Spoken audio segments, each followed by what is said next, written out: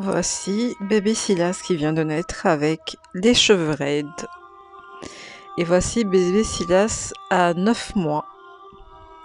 Alors, on va voir un petit peu l'évolution des cheveux de bébé Silas. Alors, la routine de bébé Silas, tout d'abord on va regarder sa routine. Routine shampoing qui mousse, pas top, déjà. Donc on voit très bien que les cheveux de bébé Silas ont changé de texture. C'est-à-dire, il est passé d'un cheveu très très raide à un cheveu qui devient très très très frisé. Donc déjà que sa routine n'est pas top en fait. Sa routine est à base de shampoing qui mousse, huile et c'est tout. Voilà. Et si on continue à lui laver les cheveux avec un shampoing qui mousse, je pense que ça va grainer. Et c'était le cas plus ou moins de bébé Léna. Je sais pas si vous vous rappelez de bébé Léna. Elle, c'était pire parce que sa maman lui lavait les cheveux avec un shampoing qui mousse tous les jours. Donc voilà, ici, on a appliqué la mousse de chocolat sur les cheveux de bébé Léna. On a attendu à peu près 30 minutes. Et ensuite, on a rincé. Sa maman était désespérée. Elle était persuadée que c'était le destin du cheveu afro d'être sec, très sec, presque incoiffable à un moment donné. Donc voilà, après rinçage et hydratation. Elle n'y croyait pas. Elle pensait pas que sa fille pouvait retrouver ses cheveux d'origine, presque de naissance en fait. Elle me disait mais c'était les cheveux qu'elle avait quand elle était née. J'ai dit bah oui, parce que tu n'en prenais pas correctement soin. Donc si vous avez remarqué ici, l'état des cheveux de bébé Léna, elle a quelques trous dedans en fait, c'est pas très dense. Donc vous allez voir après, quelques mois après l'évolution de la chevelure de bébé Léna, avec les soins qu'il faut. Au jour d'aujourd'hui, j'ai plus de nouvelles, mais en tout cas ça c'était quelques mois. Vous voyez très bien que les cheveux ont poussé. Il y avait plus du tout de trous dans ses cheveux. Ils sont hydratés, ils sont frisés, ils ont regagné leur texture d'origine. Donc, penser que le cheveu afro a pour destin de devenir sec et incoiffable, ce n'est pas vrai. C'est les soins qui ne sont pas adaptés.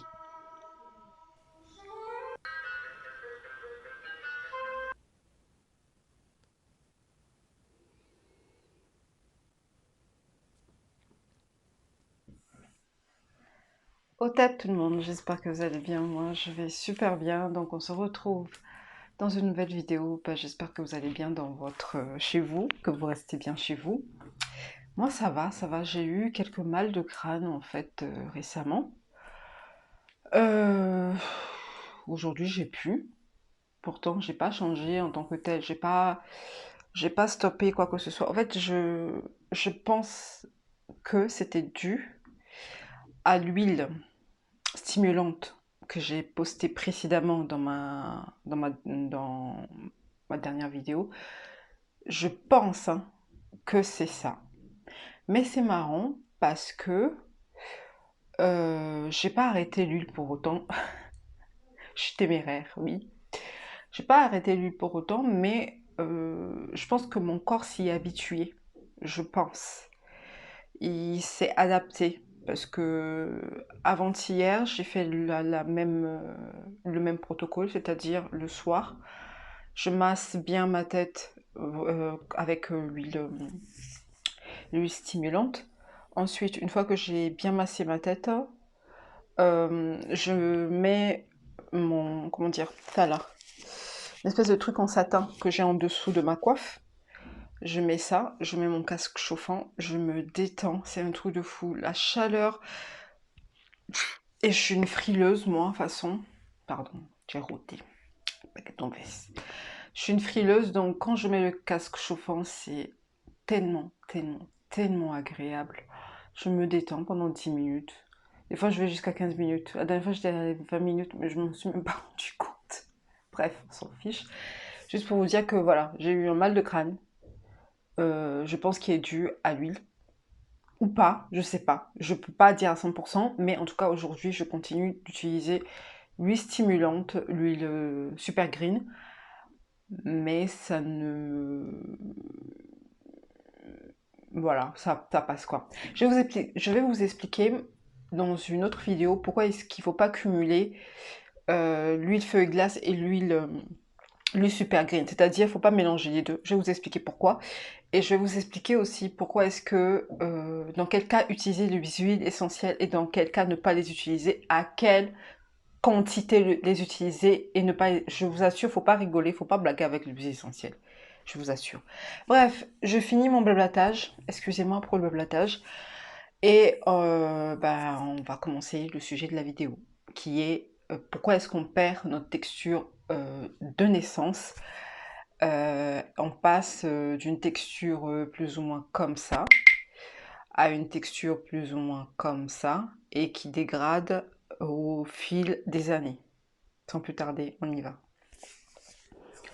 Donc cette vidéo m'a été suggérée par une Taïna. Je pense qu'elle est maman et elle aimerait savoir pourquoi est-ce que, à un moment donné, un bébé afro naît, soit avec des cheveux raides, soit avec les cheveux bouclés, ou soit avec les cheveux très très très frisés. Et à un moment donné, on se retrouve avec des cheveux incoiffables. C'est-à-dire, il y en a, hein, après 6 mois, moi j'ai vu récemment un bébé dans le métro. Il devait avoir 6 mois, je pense, à tout cas c'est 8 mois, mais il avait déjà une texture mais très très très sec, auquel on s'identifie au jour d'aujourd'hui, qui n'est pas notre texture d'origine. Donc bref, voilà. Et pourquoi est-ce on en arrive à là? Alors, la super maman, pour moi en tout cas, qui n'est plus de ce monde, Gillette Le Watt, on a déjà parlé dans une de ses vidéos. Si j'arrive à retrouver la vidéo, je mettrai le lien en barre d'infos. Sinon, cherchez la vidéo, vous allez voir, comment dire, le cheveu afro par Gillette Le Watt. Il y est sur YouTube, donc voilà. Si j'arrive à le trouver rapidement, je le mettrai en barre d'infos. Sinon, cherchez par vous-même, vous tapez Gillette Le Watt. Vous allez trouver tout ce qu'elle a fait par rapport aux cheveux afro et renseignez-vous par rapport en général dans tout ce qui est afro, ce qu'elle a laissé, quoi. Paix à son âme. Bref, donc dans sa vidéo, elle expliquait justement que un bébé en général afro naît avec le cheveu raide, soit le cheveu bouclé ou un cheveu frisé. Et quand le bébé va grandir, ça va se fortifier légèrement, en se crêpant un peu quand le bébé va grandir. Voilà, il va se densifier, il va se fortifier. En aucun cas, heureusement d'ailleurs, qu'on ne garde pas exactement nos cheveux de bébé jusqu'à ce que on grandisse, parce que le cheveu de bébé, c'est un cheveu, c'est des duvets, quelque chose de très très frêle en fait. Donc, je vais blablater, je vais vous expliquer moi, selon mon observation, pourquoi est-ce qu'on en arrive à là, et je vais vous montrer quelques vidéos de bébé, de mon petit neveu, de sa naissance jusqu'à maintenant. Et je sais très bien que si sa mère ne fait pas ce qu'il faut, à un moment donné, il va se retrouver avec les cheveux très très très secs. Et après on se dit, mais non, quand tu étais enfant, tu avais les cheveux magnifiques, il était beau. Maintenant, regarde tes cheveux. Hein, regarde tes cheveux qui sont dus comme ça. On dirait que c'est le bébé qui a choisi d'avoir les cheveux dus. On te... en fait, non mais, nos mamans, elles sont trop fortes. Elles te disent, ah, quand tu étais née là, t'avais les cheveux magnifiques, oh. Maintenant, regarde, c'est sec, c'est dur comme caillou. C'est quoi ce truc-là? On te le reproche, en fait, d'avoir les cheveux secs. Bref. Donc, pour moi, pourquoi est-ce qu'on en arrive à là? C'est que un bébé afro, c'est un bébé qui naît avec les cheveux, voilà, comme je dis, raides, bouclés ou frisés. En moyenne, en général, c'est un cheveu qui est de base sec. C'est un cheveu sec de base. Au lieu de lui apporter le sébum dont il a besoin pour pouvoir garder son hydratation, pouvoir garder sa souplesse, tout ce que vous voulez, son état originel, qu'est-ce qu'on va lui mettre? On va lui mettre tout ce qui n'est pas fait pour les cheveux afro. Toutes les marques qui ne sont pas faites pour les cheveux afro. Je ne vais pas citer de marques, mais la plupart des marques qui sont vendues en pharmacie ou sur le marché ne sont pas faits pour le bébé afro. Un shampoing qui mousse, ce n'est pas fait pour le bébé afro, ni pour le cheveu afro. Moi, je vais insister là-dessus, que le shampoing soit bio, naturel, ce que vous voulez, machin et tout, il n'est pas fait pour le bébé afro, en fait. Tout ce qui va mousser va enlever, c'est trop, il va enlever le sébum que le cheveu afro n'a pas. Le cheveu afro, c'est un cheveu sec. C'est quoi un cheveu sec? C'est un cheveu qui manque de sébum. Des fois, on peut avoir du sébum sur le cuir chevelu, mais qui ne descend pas vraiment en général, qui ne descend pas jusqu'à nourrir complètement le cheveu. Je ne sais pas si vous avez déjà vu, vous avez observé la texture de votre sébum. Observez, c'est très important d'observer pour pouvoir comprendre ce que je dis. Vous allez dire c'est dégueulasse, mais il faut observer, ok? Vous allez prendre votre doigt, titiller un petit peu votre nez. Là, vous allez voir le sébum sortir et vous allez voir la texture qu'a le sébum en fait, le réel sébum de l'humain. C'est une texture un petit peu pâteuse. On dirait, moi je sens qu'il y aurait beaucoup plus de cire que de matière grasse en soi, parce que le sébum c'est une matière qui est compacte en fait, qui tient. Donc, vu qu'il est très épais, c'est pas quelque chose qui est huileux. Quand la boucle, vous avez des boucles, il a du mal à descendre jusqu'à la pointe. En fait. D'où, des fois, il y a certains types de cheveux afro qui ont la racine très grasse et les pointes très sèches. C'est pour ça qu'on conseille parfois de masser le cuir chevelu, de bien masser et de tirer en fait, de façon à ce que quand on masse, on apporte de la chaleur et le sébum se liquéfie, vous voyez, se liquéfie un petit peu, c'est comme du karité, vous voyez la texture du karité, quand vous prenez le beurre de karité, quand vous chauffez dans votre main, qu'est-ce qui se passe? Ça se fond, c'est le mot que je cherche, ça se fond plus facilement. Donc d'où l'intérêt pour certains types de cheveux afro, une méthode très simple, j'en parlerai dans une autre vidéo, de masser son cuir chevelu et d'essayer de tirer ce sébum-là jusqu'à la pointe. Voilà. Mais le bébé afro, pour revenir au sujet du bébé afro, on va lui donner tout ce qu'il ne faut pas. On va lui faire le shampoing. Non seulement, moi j'ai rencontré une maman, c'est l'une des bébés que j'ai traités, la première ou la deuxième que j'ai traitée, c'est bébé Léna. Sa mère m'expliquait que chaque jour, elle lui faisait son shampoing. De la marque Untel. Je ne vais pas citer de marque, mais de la marque de produit qui est destiné pour le cheveu caucasien, en fait. Même moi, j'estime que même c'est trop agressif pour un bébé pour les cheveux caucasiens. Donc, imaginez même pas pour un bébé afro. Une marque qui contient plein de sulfate, en fait. Et elle lui faisait ça tous les jours. Comment est-ce que vous voulez appliquer un shampoing bourré de sulfate tous les jours sur un cheveu afro sans que ça ne devienne sec, cassant, perd complètement, dénaturé? Voilà, ça part de là parce que les soins qu'on leur donne dès le départ ne sont pas adaptés. On croit bien faire. En Afrique, ça vient de l'Europe. Je l'ai acheté en pharmacie. Il coûte 15 000 francs CFA. Ah, attention. Et on croit bien faire parce que ça vient d'Europe. Et forcément, tout ce qui vient d'Europe, hein, c'est génial. Après, c'est une histoire de conditionnement, c'est autre chose. Mais il faudrait que vous réalisez, surtout les Taïnas qui me regardent en Afrique, que ce n'est pas parce que vous achetez un tel truc à la pharmacie ou une telle chose qui vient de l'Europe que c'est bien. Vous avez tout sur place. Vous avez de l'or sur place. Vous avez du beurre de karité bio naturel. Vous avez de l'aloe vera. Vous croyez quoi? Tout ce qu'il vous faut est sur place. Est sur place. Vous comprenez? Les Caucasiens viennent prendre du beurre de karité en Afrique et travaillent avec le beurre de karité. Ils viennent chercher chez vous, fabriquent Et vous achetez à prix cher. Alors que vous pouvez prendre directement sur place. Pour les mamans qui ont un bébé africain en Afrique, mettez-lui des soins naturels. Faites-lui des shampoings à base d'aloe vera. Mettez-lui du beurre de karité sur la tête. Mettez-lui il y a plein d'huiles. Des huiles, mais d'huile d'avocat, l'huile de Niger. Il y a énormément de choses chez nous, en fait, en Afrique. Donc, prenez les choses de chez vous et utilisez-les, magnifiez-les, sublimez-les, en fait, valorisez-les parce que c'est les vraies richesses, en fait. Arrêtez d'acheter je sais pas quoi à la pharmacie parce que ça vient d'Europe, parce que je sais pas quoi. Non, c'est pas fait pour vous. C'est pas fait encore moins pour votre bébé.